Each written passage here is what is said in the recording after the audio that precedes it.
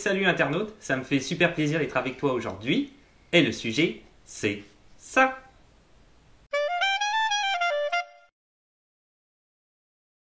Alors c'est parti pour la vidéo comment devenir éclairagiste. Tu connais un petit peu ce genre de vidéo là, j'en ai fait plusieurs, hein, pour le montage, pour la figuration, pour l'acteur, comment vendre un scénario, etc. etc.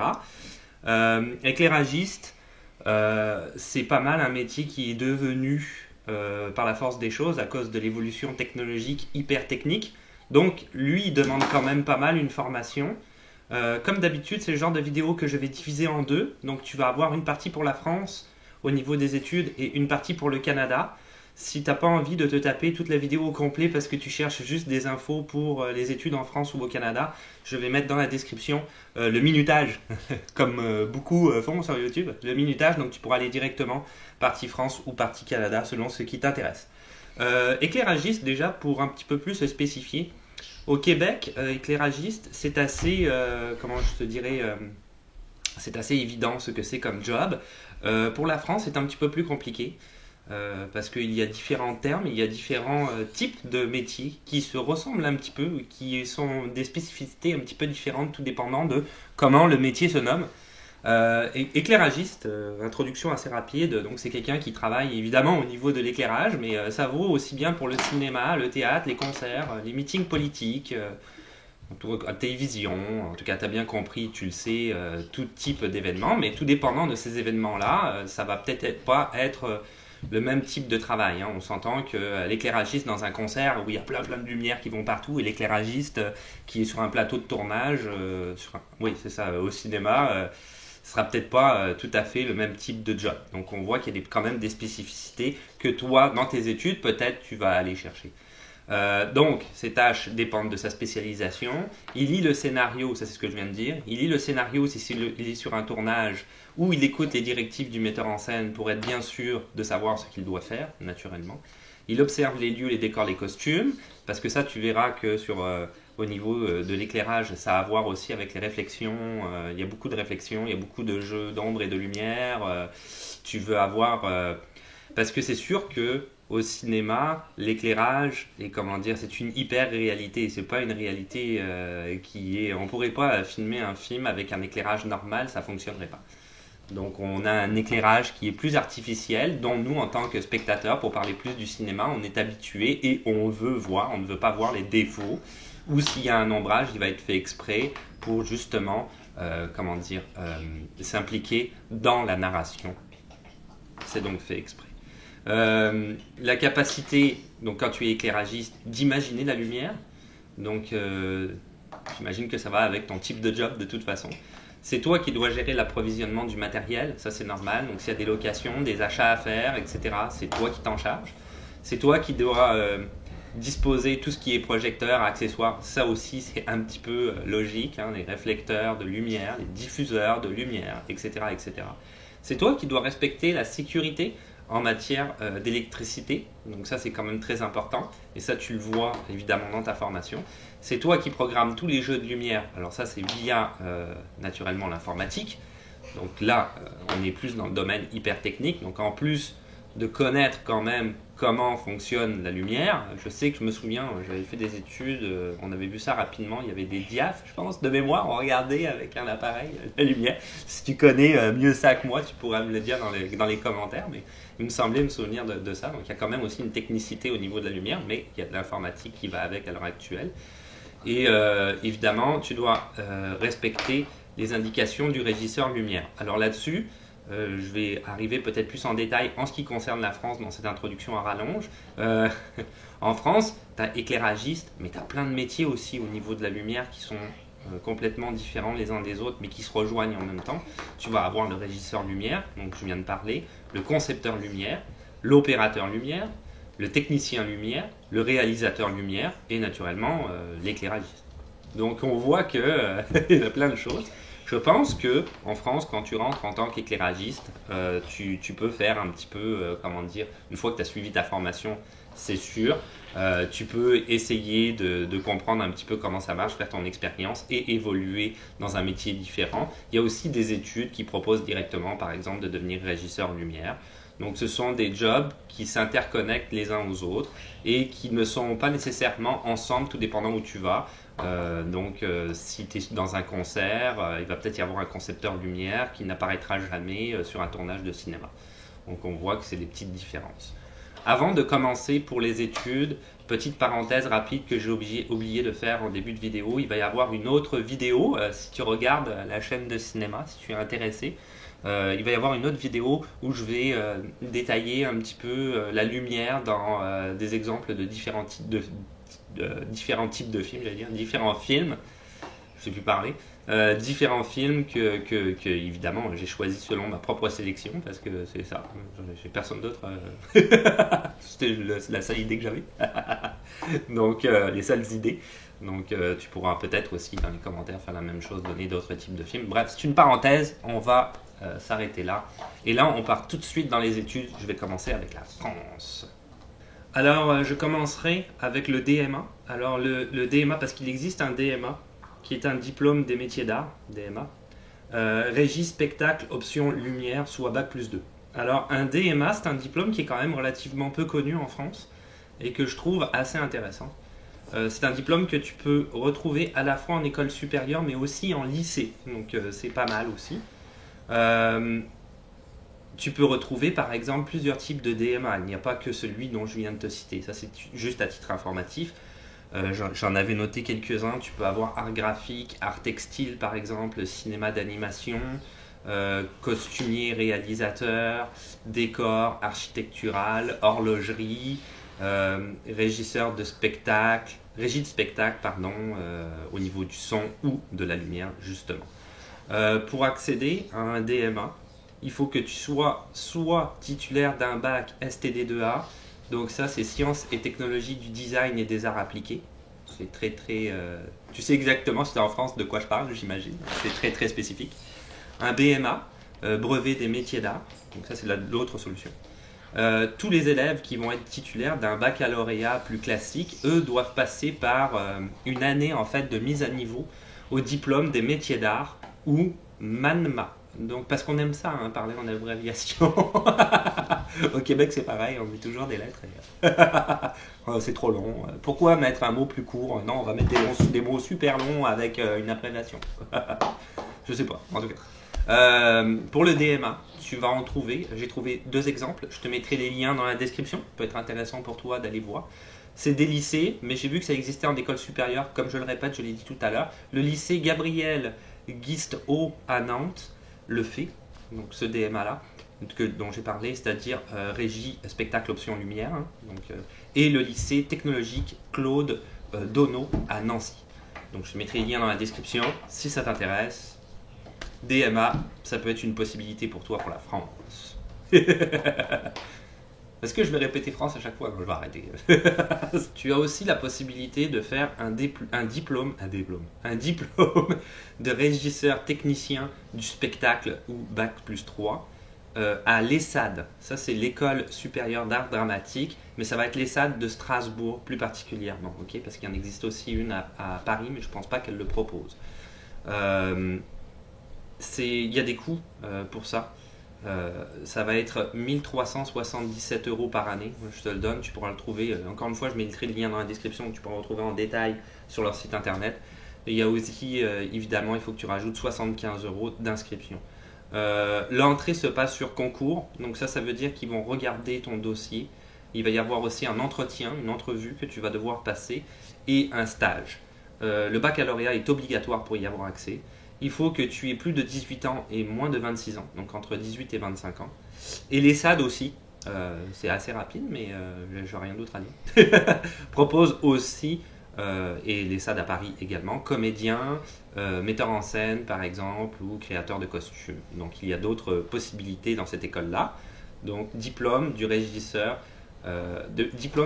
technicien de spectacle Bac+3, si ça t'intéresse. L'ENSAT à Lyon, ça c'est l'école nationale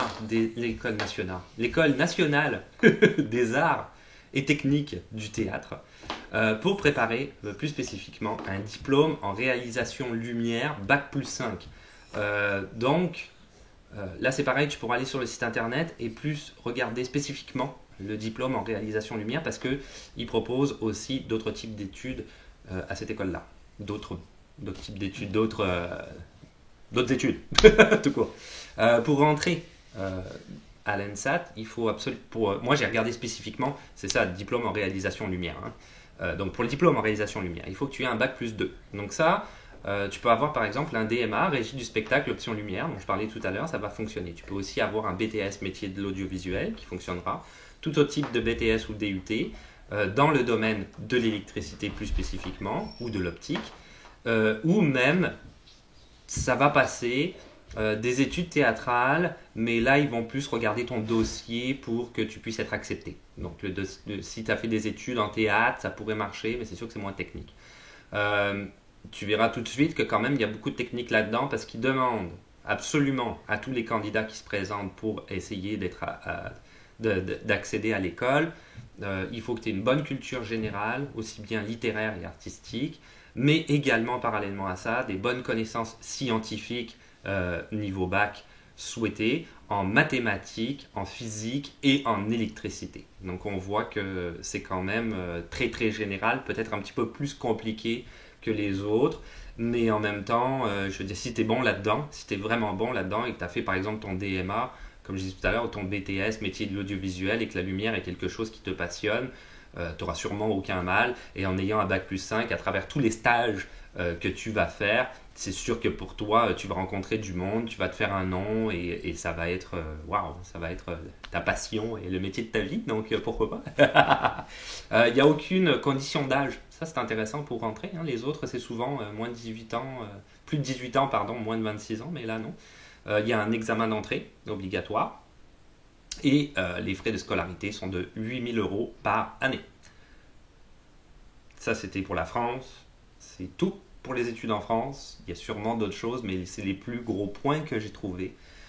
Donc, évidemment, tu as toujours Internet pour aller te renseigner si tu veux d'autres types d'études. C'est celles que j'ai trouvées, que j'ai vérifiées aussi, qui ne sont pas des arnaques. Donc, libre à toi d'essayer si tu as envie. C'est ça que je dirais. Pour le Québec. Alors pour le Québec, c'est un petit peu différent de la France. Pour devenir éclairagiste, naturellement, il faut que tu suives une formation. Alors ça se passe toujours au collégial. C'est en éclairage et technique de scène. Pour le Québec, ça va être très dur quand tu vas sortir de ta formation collégiale de tout de suite accéder à ton métier.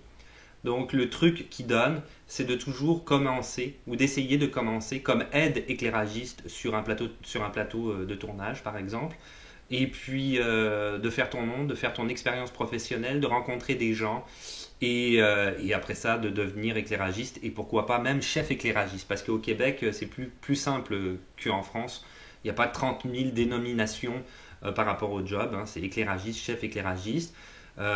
Les stages pendant tes formations, évidemment, au niveau collégial, sont hyper importants pour la même idée. Hein. Essayer de rencontrer des gens, de te faire du relationnel et d'accéder après au métier de tes rêves.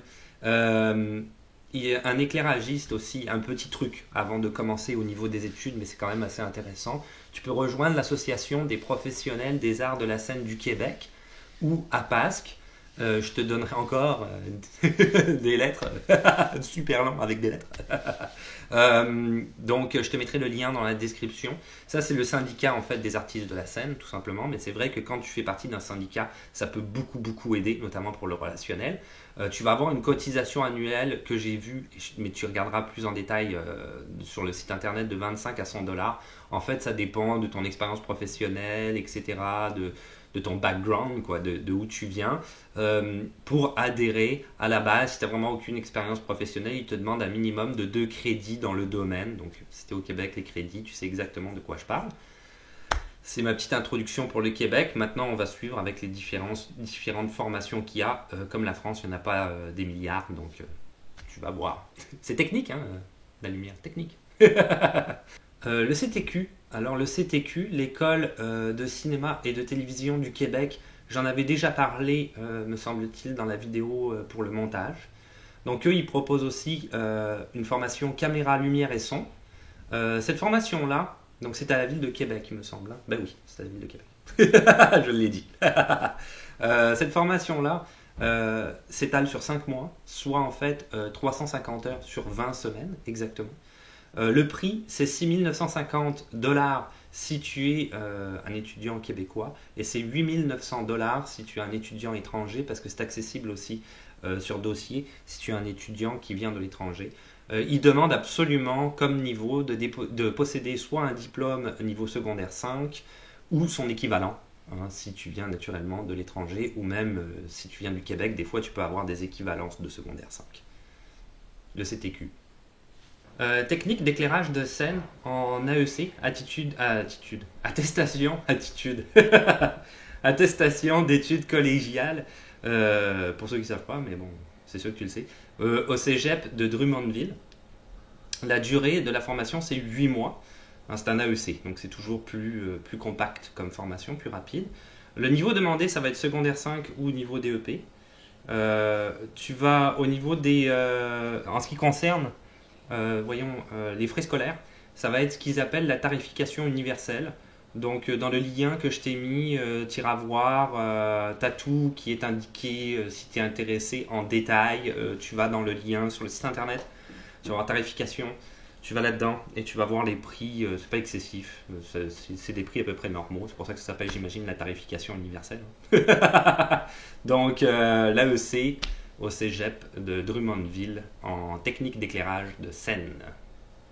Un autre AEC, technique de vidéo et d'éclairage pour le spectacle au collège Lionel Gros. Ça va être une formation en fait de 8 cours qui totalise 600 heures de cours au total de formation sur une durée de 24 semaines. Pour avoir accès, je ne vais plus parler, c'est horrible. Pour avoir accès à cette formation-là, il y a des conditions. Soit il faudrait que tu aies un DEC en théâtre, c'est très spécifique ce qu'ils demandent, mais c'est drôle en même temps, en tout cas tu vas voir. Un DEC en théâtre, un AEC gréage de spectacle, un DEC technologie audiovisuelle, un certificat en technologie des arts de la scène avec expérience en éclairage ou vidéo, ou une expérience personnelle pertinente, ou avoir un secondaire 5 ou un DEP, tout simplement. Mais là, ils disent que ça va être sur dossier. Ils vont regarder ton dossier, tu vas avoir une entrevue, si tu as juste un secondaire 5 ou un DEP, ils vont te poser des questions et t'es pris ou t'es pas pris. Mais en gros, en tout cas, ça c'est toi qui vois, je sais pas trop comment ça fonctionne, mais c'est ça. Donc ça, c'est les conditions pour accéder à cet AEC-là. Une fois ces conditions établies, mettons, on va parler que tu es accepté, ok, tu vas quand même avoir aussi un entretien de sélection, ce qu'ils appellent un entretien de sélection, qui va comprendre une lettre de motivation, un CV. Donc tu fais une lettre de motivation, tu amènes ton CV et là, tu passes une entrevue avec eux. Les coûts du programme, c'est 183,50 $ par session, plus 30 $ d'ouverture de dossier. Ça, c'est aussi indiqué sur le lien internet que je vais mettre dans la description, mais je l'ai quand même dit. Et voilà. Et voilà, c'est tout pour aujourd'hui. Donc c'était en ce qui concerne le métier pour devenir éclairagiste aussi bien en France qu'au Québec. J'espère que ça va pouvoir t'aider. Moi, c'est des formations sûres que j'ai trouvées. Il y en existe certainement d'autres. Encore une fois, comme les autres types de vidéos que j'ai fait au niveau des formations en cinéma, si tu trouves d'autres informations, renseigne-toi bien sur les établissements parce qu'il existe beaucoup d'arnaques, d'ailleurs aussi bien au Québec qu'en France, des gens qui se disent d'écoles privées qui en fait vont juste prendre ton argent, il ne se passera strictement rien, tu n'auras pas nécessairement de diplôme, surtout quand on tombe comme là, éclairagistes qui sont des formations qui sont plus techniques. Ça n'aboutira pas nécessairement à un diplôme, tu n'auras pas de stage, tu n'auras pas de certaines choses comme ça qui sont en rapport avec les études ne se passeront pas et tu vas juste perdre de l'argent pour rien, ce qui était très triste. Je déteste ces gens-là qui font ça. Ils profitent littéralement de la volonté d'autres personnes à essayer de réussir dans un domaine prédéterminé. Donc ces gens-là, pour moi, ils valent rien. Donc, mon point, fais attention, fais tes recherches sur Internet si tu trouves une autre école. Même carrément, je sais pas pourquoi pas rencontre des anciens étudiants pour voir si ça fonctionne. Et si ça fonctionne, eh ben, il n'y a pas de problème. Sinon, il y a les études que je t'ai proposées dans cette vidéo qui sont sûres à 100% au niveau des établissements. Pour le reste, c'est comme d'habitude, tu peux laisser des questions, des suggestions ou des commentaires dans les commentaires. Si tu as d'autres établissements, par exemple, qui vaut la peine, qui sont sûrs à 100%, tu peux le laisser dans les commentaires pour les autres personnes s'ils sont intéressés pour devenir éclairagiste. De ne pas oublier de t'abonner, parce que c'est plus facile de savoir quand est-ce qu'une nouvelle vidéo va sortir. De mettre un petit pouce bleu, parce que ça fait toujours plaisir. Et puis, on se retrouve à la prochaine.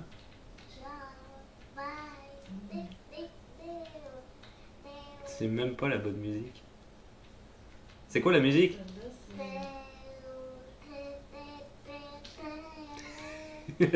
Bon, ça c'est la bonne musique.